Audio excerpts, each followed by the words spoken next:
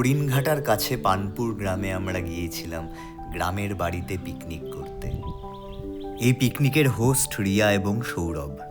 কিভাবে যোগাযোগ করবেন? ক্রমশ প্রকাশ্য। শহরের কাকাফানি থেকে দূরে আসতেই মিলেছিল এক স্বস্তির নিঃশ্বাস।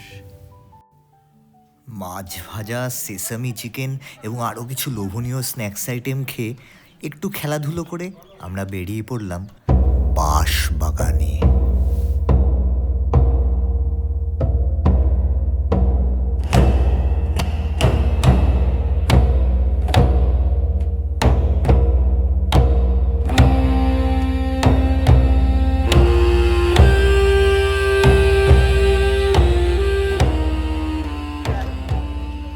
পুরো ভূতের রাজার দেশে চলে এসেছি আমরা। এই যে ভূত।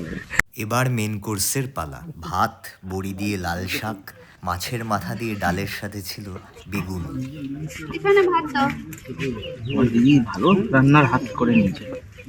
এই দিদি ভালো কথা বলছে তোকে নিয়ে। পরবর্তী আইটেম ছিল খাঁটি সর্ষে ও তেলের ঝাঁঝে রুই ভাপা। রুই ভাপা সর্ষের যে কিকটা দিচ্ছে না, জাস্ট ফাটাফাটি। কেমন খেতে হয়েছে? অসাধারণ। মাটন খাচ্ছ? কি বলবো, এত অপূর্ব খাবার দাবার, তার মধ্যে আবার মাটন, একটা আলাদাই addition to the entire menu. আর সবজি ডুবিয়ে খাওয়া আর কি, এত ভালো লাগছে, খুব ভালো হয়েছে। দেশি খাসির ঝোল, তারপর চাটনি, পাঁপড় এবং সবশেষে মিষ্টি। হরিণঘাটার ঐতিহ্যবাহী পান্তুয়া এবং ওদের নিজস্ব গোয়ালের গরুর দুধের তৈরি নলেন গুড়ের পায়েস। আহা!